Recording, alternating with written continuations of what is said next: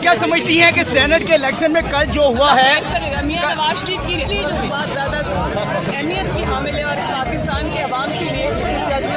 कल के इलेक्शन के हवाले से इंशाल्लाह